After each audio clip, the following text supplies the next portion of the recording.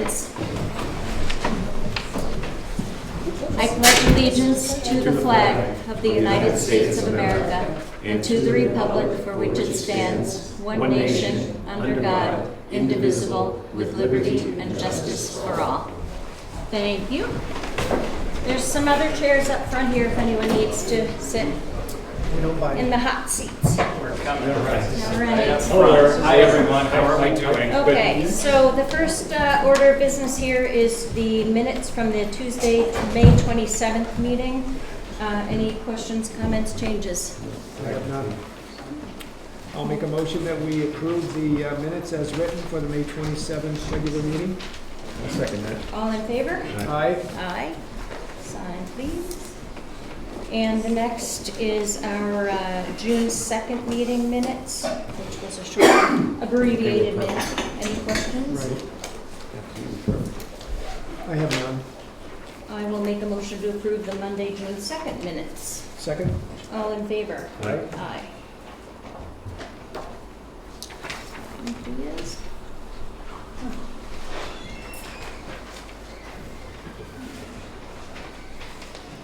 Sign, please. I'm so excited to see everyone here again. I just can't wait to see you at every meeting. I always say that. I just think it's so wonderful to have a crowd. We just finished our shovel digging and dedication to the new fire station, and so we're really excited about that. All right, Jim Langdon, number 4A, sidewalk project. What have you got for us, sir? It was brought to my attention by the state. This has been on the docket for, I think, 5 years we started talking about this. The sidewalk on the inside of the loop, 16A, we've been asked to upgrade it at some point because some of it is getting old. The whole reason the push was the state of New Hampshire's under drain underneath everything is slowly collapsing. If you've noticed all the cones on Main Street, those are all the problem areas that they have to fix. The problem right now in the state is they don't have a lot of money. So they keep pushing it off year after year after year. And the local foreman asked me that if he can get this project done, we need to push it. So I've presented it to the selectmen. It won't be for a couple of years, but to set money aside to basically rebuild the sidewalk from the northern intersection 16A and 16 all the way to the covered bridge, about 9/10 of a mile. I'm still working on some numbers, but at the moment, on the low side, it's about $150,000 to basically reset the existing curb and put all new macadam end to end. So it'll be a fresh sidewalk. So when you're talking about fresh macadam, we do a lot of overcoats, right, on some of our roads. So would this be digging up the entire road, and or are you just The state's going to come through. The whole reason for this, the state has to come through, and their undergrade is under our sidewalk. Okay. So they're going to dig up all of Main Street, The put road it all and the undergrade, sidewalks. the road and the sidewalk. Okay. So it will be another interesting summer. And the $150,000 covers our portion of sidewalks? Just our side. All we do is the sidewalk. Okay. So we'll reset the curb, re-gravel it to grade, and then have fresh on top put on. What do we have in capital reserve, expendable trust funds for sidewalk repair? I know we have road repair and we have a few other highway things. And at this point, I'm guessing it's, I don't think we I'm have pretty any. sure it's zero. I just Yeah. wanted to see if you knew of anything else too. No, I So, haven't really had this on the radar. and you said this is probably 2 to 3 years out? 1 to 3? The earliest I suspect is probably about 2027, Okay. maybe. We don't have to do this. It can obviously voted on by other people, but I to would, move the project along, we kind of have to take the first step right. before the state will come through behind us. And the sidewalks are they're in bad shape. I mean, Some of them- especially there's a when you couple get by sections. the golf course, J-Town area, and then down here by Grazing Garage. The timing also after building and we're doing what we're doing here would probably be conducive to 2027 as well. Yeah, I figured let things cool down before we start tearing up the roads again. And then what you're doing now is culvert repair and road resurfacing. That's what you do have in the budget so Yes, far. that's this correct? year, that's our roads. So you're not saying that this would interfere with either of those Nope. projects, being that it would be down the road? No, this is a totally separate from all our plans. Comments, questions, When thoughts? you said the state, they're coming this year? Do you No. know? They This won't, is- they they're won't still start waiting. until, they Okay. won't start until we do. Okay, good, good. So We're not this ready. is something we would have to put in our budget and bring to a town meeting to start an expendable trust fund or to So, put money yeah. away for that. Bob? So would all of this happen in one season? Ideally, yes. It'd Okay. be a season, one summer season. So we need to have all of the funds available when the work starts for the 150, say, thousand. Yeah, it's probably. All gonna has to be higher, but- available. Yeah. And you're not looking at summer, fall of '26 is reasonable. You're looking I at think more that'd be a like, little early, I mean, for them, for both of us. for both of you, I think it'd be 2 years out would be the earliest, okay, just so we Alright. can do our prep work and they can do theirs. okay. What's your timeline on how long a project like this would take? Best guess, because I know it's at the state's. Yeah, it's up to the state really, because they have to come through first. Yeah. Our end of the job isn't maybe a month, Okay, just because I have to coordinate with 2 of the subcontractors. right. What about thinking about, I mean, it needs it. So, when we start to get to the budget time, we'll definitely have to approach this, but I think it's a worthy, if we can Something get to the keep on the if we can get radar. the culverts and the road repair that we put off a few years. Yeah, we still have plenty of work on our end in the town roads. You have enough to keep you busy? Anything else? Well, I just think in the way this is being presented, we're 2 town meetings out Mm-hmm. before the work starts. Thank you. Yeah. So, The other thing always to consider, especially during a summer season, is the impact on the businesses. Yep. And of course, that's not, part of how much does it cost the town and the state, but being able to prepare the businesses accordingly, so if they have weddings or just do business, if it's Flossie's and Curio Shop, how do we help them be prepared for something like this? So, I would think that it would be wonderful to have some kind of a subcommittee down the road to help with the retail side. And is this whole thing a reclaim? Or is it a skim coat, or? No, it'll be all new hot top. Yeah, that's, because they have to Everything's do coming that out. under. But the curbing was, The curb is reusable. Most of the curb will be reusable, so if you don't have to purchase new curb, you can reuse and reset. All the hot top will have to come out and they'll be new, fresh hot top. All right, Great. Thanks, Jim. yeah.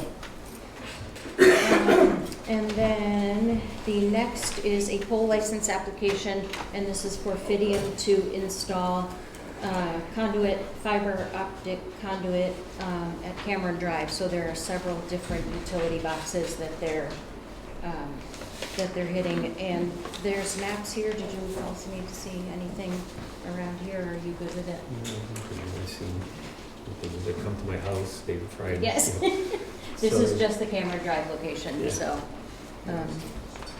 so we need to have a motion to approve the petition for license of utility poles and conduit. Since I live on that road, I'll let you two Yeah. motion, second, and vote. I'll make the motion to No. approve that. Yeah, I'll second it. All in favor? Aye. Aye. And this has a signature.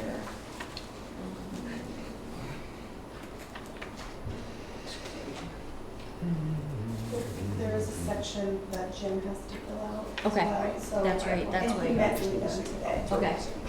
Thank you, Julie. So can I hand this off to Jim, and then you guys can touch base? All right. Yeah. Thank you very much. All right, Whitney's Pond, Emily Porath. Emily, I see you're here. Thank you very much for what you provided to us just earlier this afternoon. Did you have a recap of this? Because I don't want to read the whole letter into the minutes at this point, but it'll go into the minutes, but I want to read it to the meeting right here. Do you have a what do you want us to say, I guess, for a complaint or an issue? Yeah, I was hoping to read the letter, because I'm not very confident speaking. Well, I appreciate that. I The realize problem it's is we just got it at 3 o'clock. So I'd like some time to look at it and and digest it, I guess. Plus, we weren't able to download the pictures, so I don't have the photos that you. Oh, the link, the photos are, there's a link to an album of photos. So Okay. it's just a link. I can send you, I can get the pictures and you can print them out. But I guess my concern was the hasty decision to move forward at the end of November with the dredging of the pond. And as a result, there were a multitude of wetland violations that occurred, putting Great Brook at threat, and Great Brook, of course, is part of the Wild and Scenic River, of the Wildcat River. So I feel like it was rushed into without enough research, looking into a plan, marking the wetland, determining exactly what was going to be dredged, and a timeline and a reclamation plan, and also wetland protection mitigations that should be put in place during the time of the dredging, none of which took place. And as a result, there were a multitude of violations, the biggest of which was the increase of the actual area of the pond, which is illegal according to the state RSA. Also, the dredging, widening, deepening of the diversion, where the river gets diverted into the pond, should not, in my opinion, not have been included in the dredging. That was to increase the flow to the pond for snowmaking, but that is not part of the actual fire pond. That, so that should not have been touched, and as a result, that is still, it was encroached on the Route 16 State Road right away, and it's on the cut edge of the river, and it's a raw, nasty edge right now that's highly subjective to additional erosion with these events that seem to get bigger. So I guess that's. Did you file any complaint with the owner of the property? Because this is not something that the town has responsibility for pond dredging. The only interest we have in it is or I should say we, but the fire department would have interest in it as a fire pond. But since it's a pond that's on private property, it would be their responsibility to take care of all the things that you just mentioned. And I will agree with you that, you know, there's best practices to follow when you're dredging a pond, and there's also a time of year when you're allowed to do it, which is, I believe, before November 15th. Right. So I'm just wondering if you took any of those avenues with the owners. I didn't. I mean, I was communicating with the select board, I was communicating with the building inspector, and it sounded like it was directly, it was against the town ordinance, which stated by November 15th, soil should be stabilized for winter. The fire chief, Jay, was very much involved. And I understand that wetland permit was not required because Jay designated as a fire source of water, which is fine. However, Kevin clearly stated, as did you, I believe, that the wetlands regulations still had to be adhered to. So maybe this is a state issue and not a town issue. But who provides oversight when somebody does bank repair on a river that's on their private property? I don't know. I'm not in the wetlands. Yeah. I think, like I said at the very beginning, I would like to take this because you do have a lot of good content, and I appreciate you putting all of this together in an organized manner that we can look at. So if I can take this, talk to the parties that should be involved, and of course the owners of the property, and figure out who needs to be responsible for what and when, and then we can sort of backtrack and see if there's anything else that needs to be done, because I know that they did do, when I say they, the owners of the pond at the Shoveling along Whitney's Inn, and also Black Mountain have done a lot of the cleanup work with, and I'm not even going to go into details because I'll say it wrong, but they have done a lot of the cleanup work that needed to be done to bring it up to standards, but if there are still issues, then we should probably address those once I have a chance to digest this. And I'd like to, for the board to also look at it in terms of how can we prevent, how can we deal with something like this in the future? Well, It I- was, yeah, and I it was think- quite obviously a rush before winter, so there was pressure from Black. They wanted to, increase the snowmaking, I get that. But at the same time, because of that pressure and the rush, there wasn't a comprehensive review and look at the situation and how it's going to affect Great Brook and Wildcat, how it was going into the winter, and also how does that apply to maybe other situations where other fire ponds need to be dredged that are also within the River Conservation District. Great. So does that sound like an okay plan? We'll get together. We'll probably bring it up at another meeting, but maybe we'll do something like a sub-meeting so we can all talk about this with the respective parties. Super. Thank you again for putting this together. Any other questions or thoughts? I just want to say that, there were two reasons why we wanted to get this thing done in November. To have a viable fire pond, Jay can attest to that, okay? And also to help Black Mountain. And you're right, we were up against it at the end of November, and perhaps looking hindsight now that there were other things we might have done, and we'll certainly scope all that up. But we really did our best to try and satisfy two entities, the town, fire pond, and Black Mountain, so that they would have enough snowmaking water. So that's where we were. But I understand what you're saying. All right. We will talk further on that one. The next is petition received for Black Mountain Ski Area noise complaint. So we received a complaint with somewhere over 80-ish signatures about a noise complaint from excessive noise Black Mountain Ski Area on the 3rd of May, which was the 90th celebration of Black Mountain. So I appreciate the amount of signatures and the input that you've gotten. So Tish, do you want to take a lead on this and just recap what the purpose of this from your standpoint? And you can stand there if you want. The microphone is here, so if you want to come up here, that would probably be. Why don't you come up here? You want me to? Yes, thanks. Yeah. And do you want to chair? No, I'm fine. Okay. Can I read the petition, or do you think it's necessary? And this petition was actually submitted on May 15th, so it did kind of follow the May 3rd party that was at Black Mountain, but it really is a more general petition that has to do with excessive noise that we've all been experiencing in that area of Jackson and beyond. There are some people here from even Carter Lodge Road, which are hearing it as though it's very close to them. So I'm going to read the petition. It's not very long, and in a matter of maybe a day, one day, and maybe a day and a half, I got 80 signatures plus. One is standing in front of the fireplace. Then I had people calling me saying, I'd like to sign that because I know what's going on up there and it's all too much. People aren't reading the room. They don't know what's going on in Jackson. We don't like this as a community, this kind of noise. So as citizens of Jackson, we hereby request that you, our elected officials, address the excessive noise issue at Black Mountain Ski Area.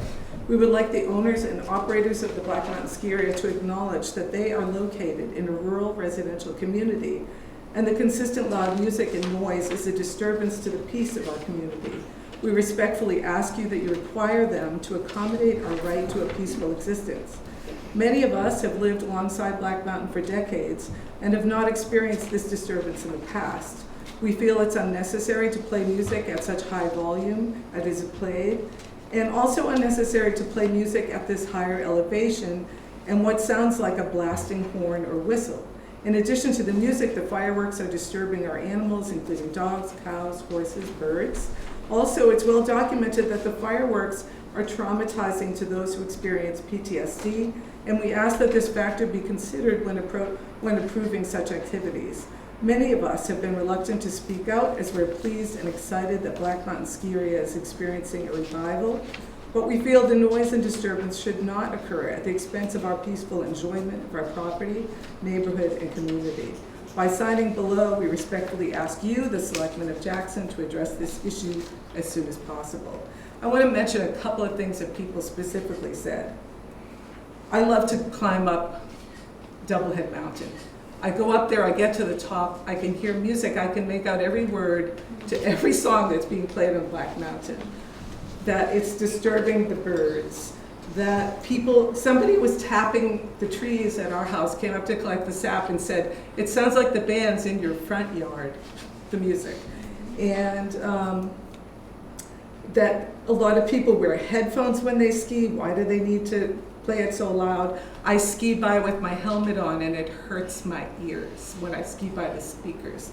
So this is all kinds of feedback that I'm hearing that I think it's important for you to hear, and I'd like you to be the people to address this with the owners. Thank you. Thank you. If anyone has questions for me, I'm happy to answer them, but I'd like to leave it right here on your table. So we do have a noise ordinance in the town of Jackson, and our noise ordinance says that anything over 90 decibels from the base of the music during specific hours is prohibited. It's prohibited after those hours.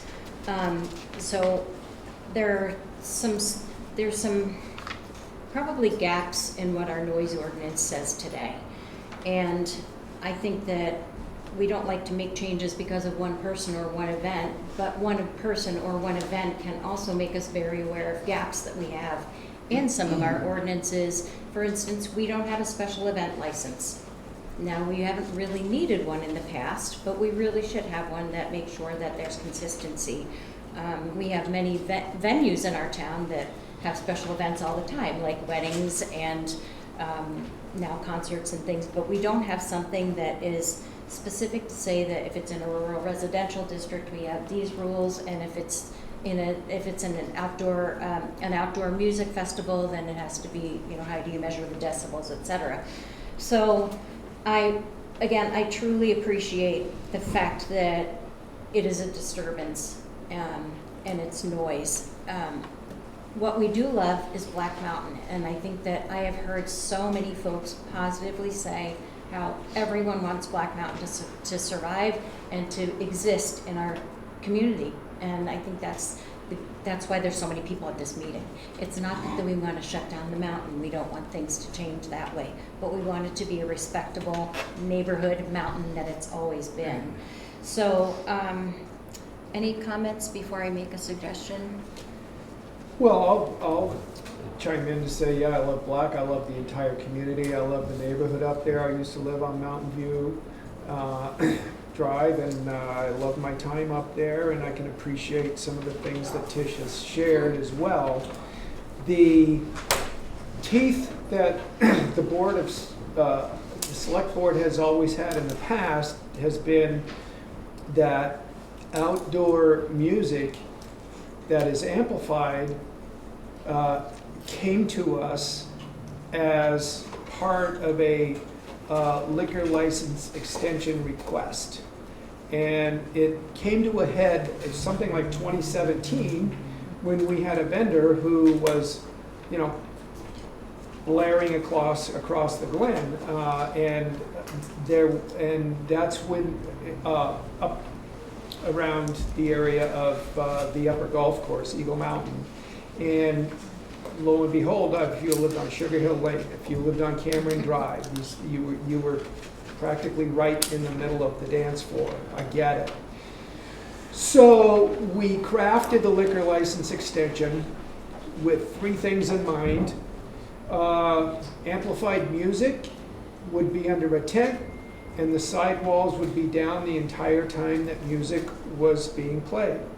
And that the music inside the tent would not exceed a 90 decibel level reading on a calibrated decimeter, and that music would not play beyond 10:30 at night. And so recognizing that there are inns and hotels that have very lucrative wedding reception business is what prompted us to find a measure that was a balance that could support those businesses and still maintain the character of neighborhoods.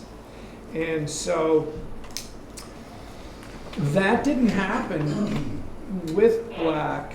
We were focused on fireworks for the May event, and the liquor license came to us in a very short period of time. And the run we had on the 2017 noise issue connected with extended liquor license permits was under control, and I will say that I, as a select board member, feel a responsibility for not being more on top of that liquor license extension request so that the owners understood that there were criteria that we would base our support on. That's on me. And so I'd like to think the next time we get an extended liquor license permit, that everybody would see that as a reasonable, balanced solution, and that it would come up at that time. And I can tell you that when we did that in 2017, we had pushback. We had inns and hotels saying, that's not reasonable, you're taking away our livelihood. And if that happened with Black, and they did the event anyway and came under that compliance for an extended liquor license request, and they came back here and said, you know what? As it turns out, it was reasonable. We were fine with it. If they came back and said that, they wouldn't be the first business that came back here to the select board and said that. We had businesses that tried it, felt that it was reasonable and it was not impinging on their right to have an event that brought in revenue, which we always support. So should have been done and wasn't. And then beyond that, I think there's a conversation to be had around, well, what if there is no alcohol present in an event? We still have a noise issue when it's bothersome for the neighbors, and we want to make sure that there are steps being taken. And so I think there's a bigger issue there, and I think that's where the conversation probably should be with both the board of select men and women and the planning board. I think there should be an effort that goes forward that can find a reasonable solution, that can come before the voters and end up getting support and also end up getting business support for. There is a reasonable solution to this. And the fact that we didn't have that in place in May is something I feel is on me, as much as anybody else. Yeah, I just want to mention about the noise, because I wasn't aware of this, and Black Mountain was always one of my favorite places to ski. But folks up there on the mountain are saying there's music playing all the time, starting in the morning, right through the day, every day. All right, and I think it's maybe coming from that middle building. I think I saw some, I'm not sure where, but it carries everywhere, all over the mountain, and that's what the neighbors were saying. This is not the life we wanted. At the same time, they love the idea that Black Mountain is thriving, is doing well. So you got to keep that noise down, so these folks aren't hearing that. And I don't think, I know many times, they coming down that mountain in the middle and just stop and looking out at the views and the sun shining, it's quiet. Now I'm not hearing rock music or Sinatra or anybody, it's just nature. And I think that would be a real good step in the right direction if you could kind of quiet the mountain down a little bit, but do that fantastic promotion that you do, and we'll be fine, I think. So, Chief, one comment, and then I'm gonna. Yes, and just briefly, I want to speak to Tish's petition and the 80 signatures, which certainly is significant. It's significant in the police department's eyes. And all I wanted to say was about pretty much what the scheme of regulation is in the town, because I will tell you, we certainly didn't receive 80 people complaining to us, and I just want to make sure people understand that they can and what the mechanisms are. And in Jackson, the overall scheme of regulation of noise is from 3 sources. One is the extended service permit that Bob spoke of, that has a noise component. There's a bunch of other components, but the noise component is the 90 decibel limit measured by a decibel meter at the middle of the tent during performance of the music. So that's one level of performance, but it's very specific to an event going on associated with an extended service permit for alcohol. The second level of regulation is we have a town noise ordinance. It's a pretty comprehensive town noise ordinance. It might not be as specific about decibel levels as the tent or the extended service ordinance, but that's intentional because you can't get that granular with an ordinance that could apply to a number of different noise disturbances. So we have a town noise ordinance that it covers a broad range of noises. They can be disturbing noises during, the light of day. They can be noises in the dark of night. There's I would say a hard line of 10:30 at night, and then a hard line of 6 in the morning. And that's to regulate, a lot of that component is to regulate construction noise, things like that. There's some exceptions to agricultural work and so on and so forth. But generally speaking, the ordinance looks at the noise, the circumstance, and whether a reasonable person of ordinary caution would be disturbed. So that's very situationally specific, and we would respond to complaints, and we would evaluate that as necessary, and make decisions based on that. The third level of enforcement scheme would be the state statute associated with disorderly conduct. Disorderly conduct is a state statute, so it's a state law. It says that people can, and it does have quite a comprehensive list of things that it uses as examples. None of these statutes or ordinances are so restrictive that it's only those things, but they use those things as examples. And there's a number of conditions in disorderly conduct that can make it a summonable offense, so that's a violation level offense, or if it continues after an order to cease and desist by any person, it can rise to the level of an arrestable misdemeanor. So that's kind of the suite of enforcement tools we have. But these are quality of life complaints. And generally speaking, the police do not take independent action on quality of life complaints unless there's a safety risk at hand. So for instance, if there's a loud noise, we don't become the person disturbed. That's a little, maybe would be viewed as one-sided. We often will wait, unless it's egregious, we will wait for a citizen complaint, for quality of life complaints. And then we evaluate and take action and use the reasonable man standard that the law encourages us to use. So what I'm saying is that's what we have in our tool belt to regulate disturbing noise. But generally speaking, we don't access any of it unless it's blatantly a violation or we get a citizen complaint. So I encourage people when they are disturbed by something to call us because we can't really help if we don't know. But it is significant, and I'm certainly not saying there's nothing we can do going forward, but to me it is significant that 8 people complain. Right. Thank you. Appreciate it. So what I would like to recommend from here is actually a public hearing.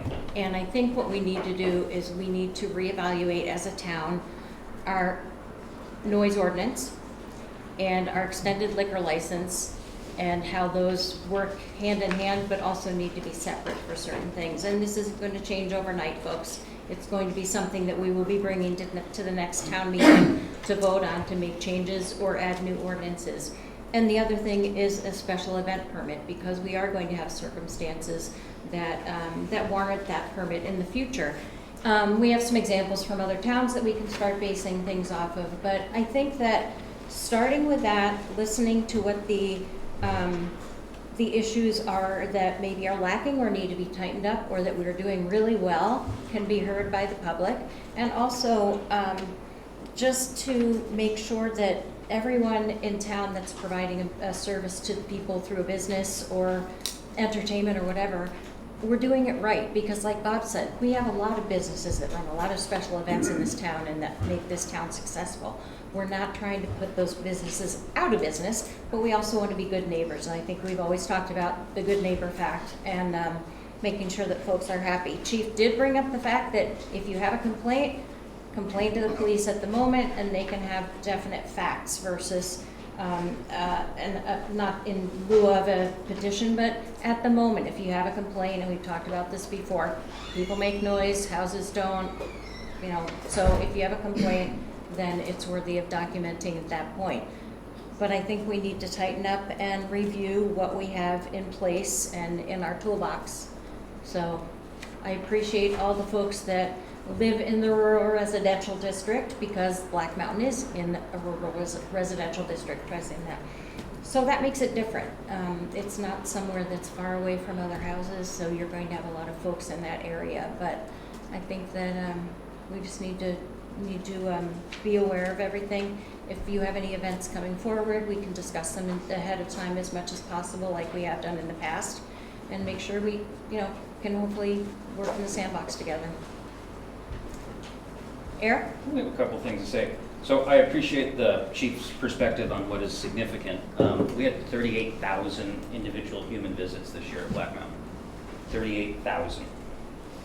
And so that's up obviously dramatically than what it was before. That's still not quite at the point where the ski area can be sustainable. Ski area probably needs to be about 50,000 unique visits. So it's going to get busier. We're going to have to continue to work through these things. We don't have a single noise complaint directed to us in any capacity across 38,000 visits. What we do have is a very, very high net promoter score. We have a lot of people coming back. We have a lot of people spending more money. We have a lot of people being there. John, for years, has played music. There's speakers all over the place. The place is known for its classic rock music, right? So, you know, it was a little shocking to get this, and I agree with you. I think, you know, good neighbors are important, but it takes two neighbors to be good neighbors. And we want to be good neighbors, but at 38,000 visits, we haven't had a single complaint yet. So I certainly understand, right?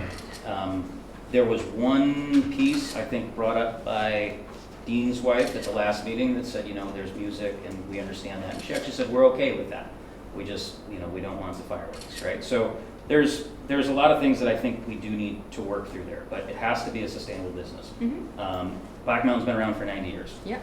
Okay? It's been around way before most of the houses and the people that own them were there first, right? So there has been a ski area there for 90 years. The ski area is going to play music. These are, you know, permitted auxiliary uses, which, you know, Ken will talk about a little bit more. We definitely want to come to a solution, but turning off music isn't the solution, right? People really like what happened up there. Well, again, I appreciate your thoughts and everything, and these are the things I would like to take to another meeting and a public hearing, so we can hear the why you think it's going to still happen and how we can make it sustainable. So and we generally, like, we've had 2 or 3 evening events that have outside music all year. We're open less than 25% of the calendar days. This is not us seeking a firework permit every day and every Thursday and having a band every single Friday outside. Most of our music is inside. It's a ski area. There's not a ton that happens outside of events during the winter, right? So it's a pretty remarkably small footprint. And you know, I'll let Ken speak a little bit more, but. Yeah, so Ken Cargill, and I represent the Black Mountain, but basically here to listen first and foremost. Secondly, just to relay some experiences we've had. This isn't unique to Black Mountain. Other ski areas we represent have gone through this exact same process where a community adjusts to new ownership and changes in operation. As you try to economically revitalize what has been a venerable resort, there are going to be changes, so there has to be some accommodation to change at the community level. In terms of fireworks and music, interestingly, in terms of land use regulation, they're generally regarded for a ski resort as an accessory use to the primary use, which is a ski area. So that's just sort of woven into the fabric of resort operations, particularly with respect to ski areas, to have that type of ancillary behavior going on. So that's really all I had to say, is that we're here to listen and recognize there will be some change and work with everybody to get it done. great, thank you. Anything else?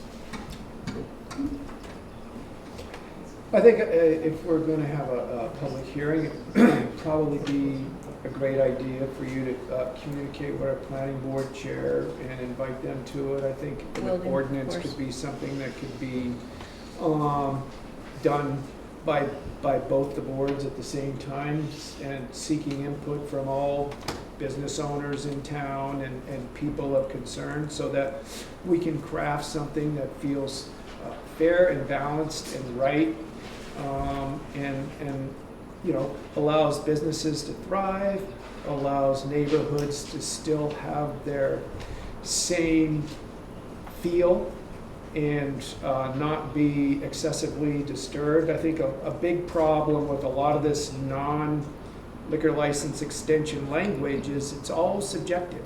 What's like loud and intrusive to one person is another person's like, I'm fine with it, I'm not complaining about it. And to really get to a point where we can objectify just what it is we're trying to do and how to do that, what feels good.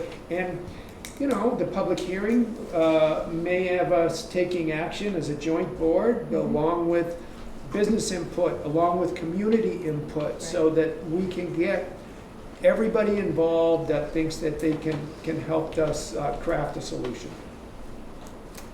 Sounds good. Anything else, Tish?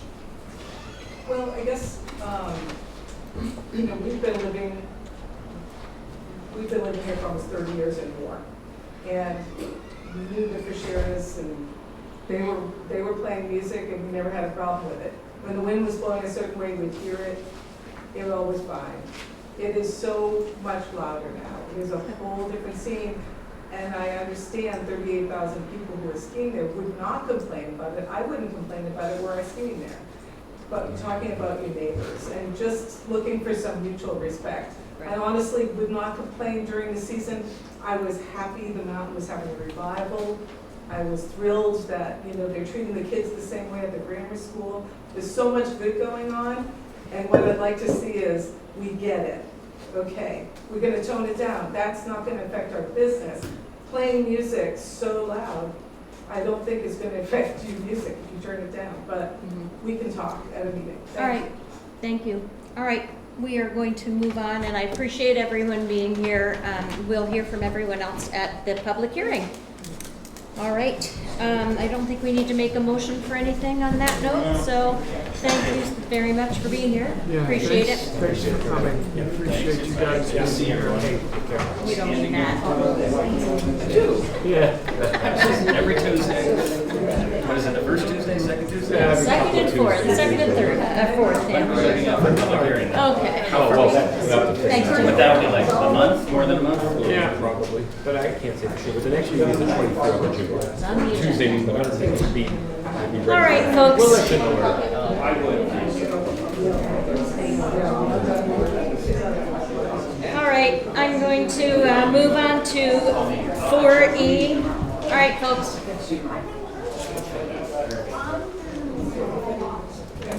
This is like my little comments. Thanks, Pat. Tom, I'm going to ask, okay, are we good? I'm ready to move on. All right, let's go on to 4E, which is charitable, religious, and educational exemptions. The first is for the Jackson Historical Society charitable exemption request. And this is obviously exactly what it says, requesting a charitable exemption on a parcel of land located at Black Mountain and Wilson Road. I need a motion to approve this exemption. I'll make a motion to approve the exemption. I'll second that motion. All in favor? Aye. Aye. And there is no signature on this one. He's recommended by, All right, the next is the Jackson Community Church, and they are requesting an exemption of, real estate exemption for the Jackson Community Church. And we need a motion to approve that. So move. second. All in favor? Aye. Aye. No tab? No signature? There's no signatures. Okay. It's, so they There's have to one. renew their exemption every year. So Okay. this is them Thank you. renewing. Okay. The next is the Upper Saco Valley's Land Trust charitable exemption request. And this is a request for their real estate exemption, and it is recommended by our assessor to deny this. This has been denied for many, many years in the past. Motion to deny the request. I'll second that. All in favor? Aye. Aye. And the next is for the New England Forestry Foundation charitable exemption request. And this is also a recommendation from our assessor to deny. I'll make a motion to deny the request. I'll second it. All in favor? Aye. Aye. Thank you very much. That is number E, or letter E. The next is a report of cut. It's a new intent, sorry, yes. What? No. we're just- Oh, okay. So this is no cut for R17. Oh, this is a new one, so there's none over. All right, so this is a new submission for R17 lot 43. I will make a motion to approve this intent to cut. I'll second it. All in favor? Aye. Aye. So it's the same property, they just didn't do a cut last year. So it's the Davis So it's property. just a new So it's a intent for new- this they year? File a new intent, yeah. Okay. And Julie, do I sign on this one? You do have to sign on the intent to cut, all of you. Okay. Why am I not seeing them up here? Never mind. Got it. The blank Not the lines. report of cut, you Yep. don't have to sign the report. It's the intent second- on the second page. Yep. They both say No, report. there's two reports on the next one. You mean the sticky note? Sticky. What is this sign here? This is for map R17 lot 40 and lot 43. So, motion to approve that. So moved. I thought we already did that. I know, No. this is a different one. Okay. Okay. I'll second. All in favor? Aye. Thank you. Now it's making sense. Should have read that before. Today is the 10th, 24th. And there There's nothing are, else going on. yeah, there's two signatures here, folks. One on page 1 and one on page 2.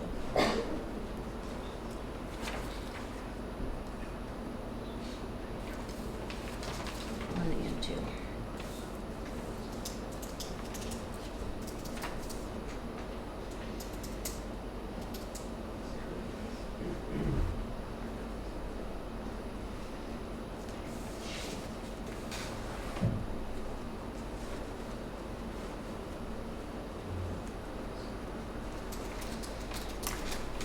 Thank you. Yeah. Two signatures, please.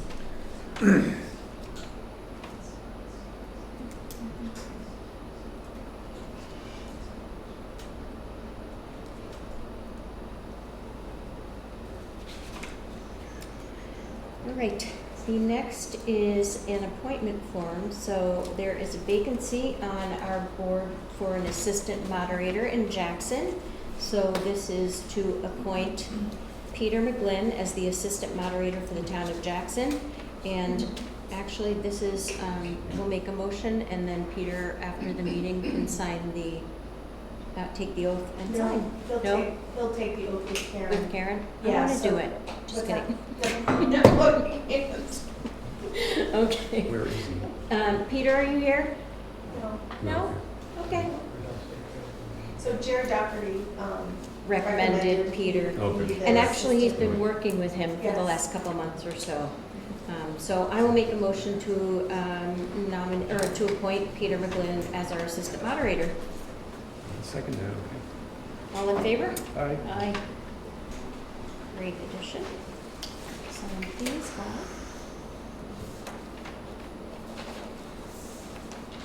And just in case you didn't know, Karen will take care of that. You can't do it. Oh, There you go. all right, fire station construction updates, Bob? Our last meeting was earlier this afternoon, and we're dealing right now with a lot of submittals from subcontractors for boilers, lifts, asphalt, plumbing, sprinkler heads, rebar, water line, having those kinds of discussions, and still basically right on track and on budget with the project. We still are looking at the closeout punch list being done by February 28th, 2026. So, and with the exception of the final top coat of pavement, which wouldn't happen until the spring. So, other than that, that's where we're at with it. Obviously, we had the groundbreaking ceremony this afternoon that was well attended and had a lot of our state reps and our senator and Representative Goodlander and Senator Shaheen's office came and read letters of support, and things are going along. Great. Thank you. That was a nice event, so appreciate it. Yeah. Town Hall building. It's up in the air. Looking good. So we're watching all this rain come and we're going, well, thank goodness it's not going to flood again. But what's happening with it? So do you have any update you want to give? No, I'm Okay. satisfied with how it's going, and as the article, short notes read in the paper, it's we're waiting on utilities. Gotcha. So, Yes, very nice front page ad or article. All right, short-term rentals. We had two that were pending and they have both been, are ready to approve now. So the first one is Rebecca, we met, and the property is at 630 Town Hall Road in Jackson. And they had to change their ad, which they have. So it is a 3-bedroom with 8 guests. I'll make a motion to approve the Wilmette property at 630 Town Hall Road for short-term rental. I'll second it. All in favor? Aye. Aye. And the second is the short-term rental on Transfer Station, 88 Transfer Station Road in Jackson. They have changed their bedroom advertisement to 3-bedroom. So motion to approve, I will make that motion to approve 88 Transfer Station Road. Second. All in favor? Aye. Aye. 6:25.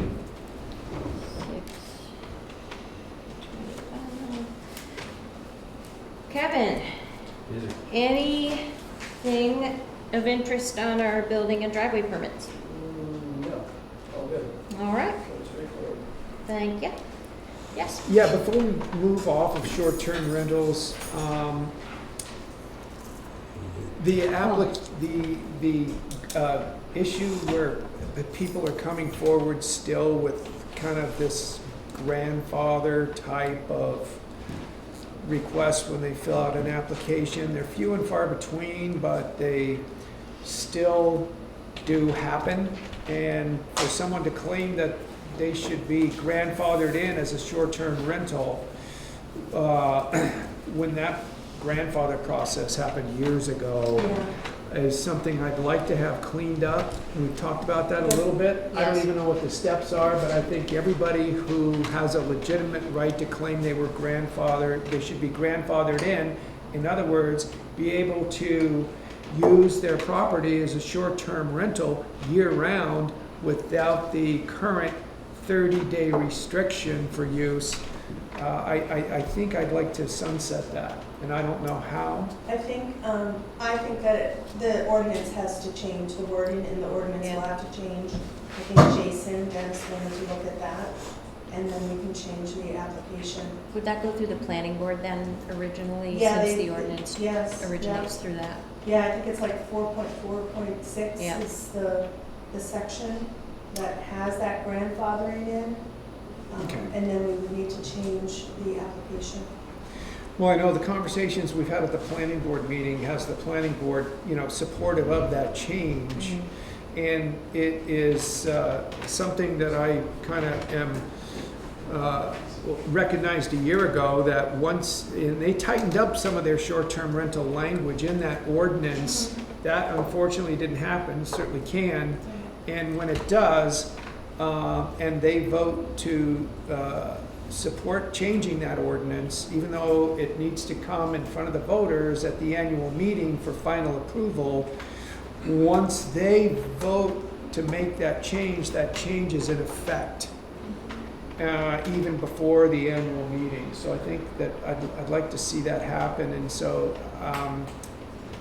or at least have that clarified through Jason. Yeah. Yeah, clarification from Jason. Yeah, Yeah. I Okay. can send him something. Great. I can do that, yeah. Yeah, if that, make sure that It's just, it you fits know, in. they fill please. out the application and then they read the ordinance and we don't allow them to rent because they can prove that they rented prior to 2020, then if it's in the ordinance, they have something to back up and yeah. say. And if that ordinance changes, then that change is in effect. That can simply be an addendum to the application, Yeah. I think.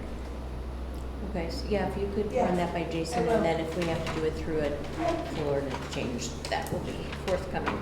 So, we will talk about a date. Julie, I'll coordinate with you for a public hearing date, and then we'll work for a date to get with you, Penny, after today's meeting, so we can talk about your letter and documentation there and make sure it doesn't happen again through the right steps, or make sure it happens the right way. The next meeting is June 24th, regular select board meeting. Bob? I just wanted to say, and this is pretty short notice, but I've been called out of town on June 24th and 5th, so I won't be at that meeting, but happy to support you keeping the date if you're still going to have a quorum. Okay. Yeah. You, all right, sounds good, thank you, no problem. And then the next meeting after that is July 8th, and the meeting after that is July 24th. The Housing Commission has our public presentation on June 13th, which is Friday, from 5 to 6 at the Whitney Center. So if anybody wants to know what the Housing Commission is up to and how we're trying to build 5 new homes that are affordable to young families on a piece of property that has been donated for that purpose, come and listen to what we have to say. Did you say a time? I missed it. It is Friday the 13th from 5 to 6 at the Whitney 5 Center. to 6, thank Yes. you. And there will be pizza. I think that's important, That's right? enticing. Yes. Who doesn't like pizza? That is it. We don't have a non-public. Are there any public comments? Oh my gosh. Penny, number one. I have 2 comments. One was, I know Frank, you mentioned you were going to be discussing the Gym, mowing, road mowing Yeah. and that's next. ditching Yeah. coming up. Along with that, maybe one thing I noticed on Dundee, my son Jim did the ditches on Dundee and they look fantastic. However, I'm concerned where the ditch material went. Yes. And it went on the private land and community forest land, and in the past, that has not been done. And the Dundee was designated by the selectmen as a scenic road, and It will be cleaned up. We just haven't got it'll be it. removed. So we're planning on removing it all. But we couldn't, it was too wet to remove from the site. Okay, that's great. So we had to let it drain, that's all. We do have plans to clean all up, and I do know you guys want your parking lot across from the house. We're limited on space and time, so. Parking lot across. Oh. But you know what, Good job. but I also just want to say too, like if you have, Oh, okay. like Penny, Maybe if you we have, can borrow that, sorry. if you have questions and things like that too, like Jim's very available, or you can send an email through Betsy and Julie and they can forward to Jim or whatever. Don't feel like you have to wait for a meeting. Okay. Because that way you can get your concern addressed, especially if it's more convenient. I know you love coming to meetings. Also, I had one other, so last week, you talked about the concert series, and of course, it was Rained out. rained out, or maybe it was inside, don't know. Wondering if you'll give them one more permit for the next one to get a fair evaluation of how it's handled and Yes. whatnot. Yeah, we will, and there's actually not even a permit that they need to have. Right. So, yes, I believe they're planning one this Saturday again. Yep. So, Okay. 13 Saturdays in a row we've had rain. Yeah. Yeah, crazy. But I appreciate bringing that up, and yes, we will be. addressing that. And Chief Curley did meet with Mark Hood as well to go over logistics and many of the things. And hopefully, again, like we said, being good neighbors, being cooperative, making sure that they're all following the rules, and hopefully it can be a success. Huntley. I just want to tell you, I do appreciate how you're handling the noise ordinance. I just find it kind of strange how whenever they show up with an attorney. It's not Absolutely. neighborly. But I would like to consider the fireworks ordinance. And we live in the national forest. I think 74% of our town is national forest. Mhm. I'd like to see one fireworks permit, and it's only being in the park, and no permits outside the park, if possible. And I appreciate that too. We have so many folks that are on both ends of the spectrum as far as when it comes to fireworks, but I would love that to be brought up, maybe not at this public hearing, but maybe it will be brought up, in accordance with noise ordinance and stuff, because the chamber does spend a lot of money on their July 4th, 3rd, 4th, whatever, presentation, and it is a nice event for the town. So, yeah, maybe there are some other alternatives to fireworks that we can have, so thank you. Joyce, and then Peter. Howard, did I just hear you say that Shovel Handle does not need a permit to have a concert? Correct. As long as their noise ordinance is followed, and that's why that when they're having that, the summer concert series with the tent, it is inside the tent, and the 90 decibel level is being followed. So it's going to be indoors, not indoors, inside the tent. It's not outside. And then the tent, actually, the front of the tent faces the Shovel Handle Pub.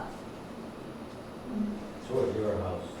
Yeah. Oh, You know yikes. what impacts us as well is the traffic. Yes, we have a couple of other, yes, we do have a couple of other issues that, we're trying to tackle one at a time, but that's definitely one of them. When you think about 36,000 or 50,000 even people coming in and out of this area, that has to be an addressed subject, so. Thank you. Peter? One comment and then one question. The comment is just to piggyback on Huntley's. A few years ago, fireworks ordinance, we restricted fireworks, which I was against, but now I think we should just go to the whole vote and restrict all fireworks, including the chambers. It's time to move on. It's too controversial. We don't have fireworks on July 4th. We have them on July 5th or 6th this year. We're not even sure. And who knows what's going to go to Labor Day. I think there's better things the town can spend its money and time on than a divisive issue of fireworks. I think it would be great to see something on the warrant for next year. It would eliminate part of the problem with noise complaints, pets, PTSD, people who don't like them. I think we might think about moving on. I mentioned this at a previous meeting. Second thing is a question for you as your representative to the Gundy Community Forest. I just saw that the exemption for the land trust was denied. If I could just get a sense about why that is, because we're getting ready to build a new parking lot on Dundee Road for educational purposes, and if we're getting denied for educational reasons, I kind of want to have a sense about what I should be telling them as to why. I would love to get back to you on that unless you're No, it doesn't have to be right now. Yeah, I will At some definitely point. get back I'm to you on just trying that. to be a liaison here Yep. to figure out why. Jason. Yeah, we make our rulings based on Jason's recommendation, so I will find out, and if it's better that you talk to Jason directly, I will head you in that direction, but I'll He find hasn't out gotten for you. back to me, but I mean, Oh, well, there's we'll a make sure that- taxation piece or an educational piece. Those are, Yep. sometimes they don't meet.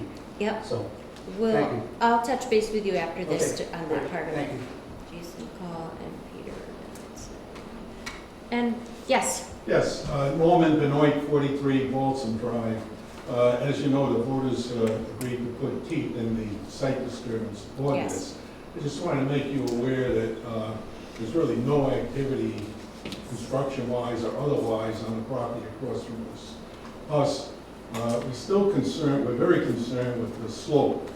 Some of those rocks are held up by trees that were felled, and they're horizontal, they're holding up rocks or tree stumps. Those things are gonna rot, and things are gonna start coming down. So I just want to make this persons aware that nothing's happening over there, either the work on the slope or even at the house. for months, there's been no activity whatsoever. So is that private property? Kevin, you're aware of that, Yeah. right? Yeah, Go I'll ahead. comment on that. Yeah, AGB Engineering was out there probably 2 months ago. The homeowner did hire them to come up with a solution to the driveway and some of the rocks that are basically in front of this house and between the road. I've not heard back from him, and actually, I was just discussing it with someone today. So hopefully, they'll get back to him and have a plan for what to do. Is this the responsibility of the homeowner though? Yes. Yeah, oh yeah, yeah. It was a lot that he pulled a building permit for and started construction last year. So what would the next steps be, what would the next steps be against the owner if they don't adhere or fix the problem then? Who would be responsible for filing a complaint or requiring action? Well, I think we could go as far as, finding him. I believe there is stuff that we have, especially now with our new zoning ordinance on slopes, a site disturbance, because it's an ongoing project. Okay, would you be able to draft something and then we can send that to the owner to formally advise them before we do any kind of fine? Sure. That way we can send something certified and make sure that it's documented that they're aware of this. Yeah, And I can definitely do that, yeah. okay, I would think, appreciate yeah, it. I think there is gonna be something going on, because there's an excavator still sitting up there. There's an excavator sitting a lot of places in town. Yeah, right, yeah, they're not making money when they're sitting there. Yeah. So. Okay, if you don't mind doing that, then we can just kind of keep the ball Sure. rolling before the rocks start rolling. Yeah, yeah. Bad. Okay, anyone else? All right, I will make a motion to adjourn. It is 4:36.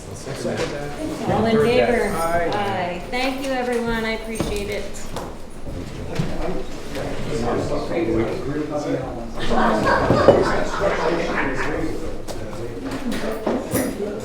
Yeah, I don't know. Do you want to give this to me?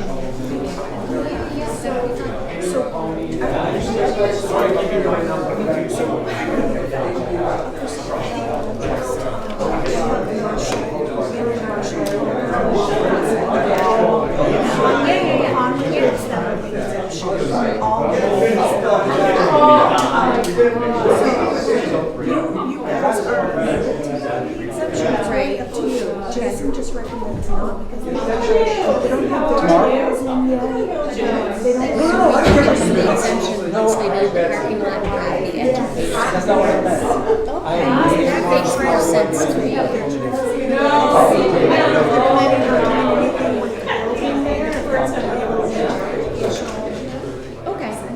let me read it. Don't give it to me yet, then I'll read it and then talk to you about it. Okay, thank you, I appreciate that, Kelly. I think we're all here. I know. Whatever you feel.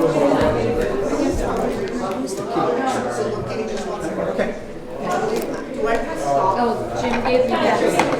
The red button right here? Yes.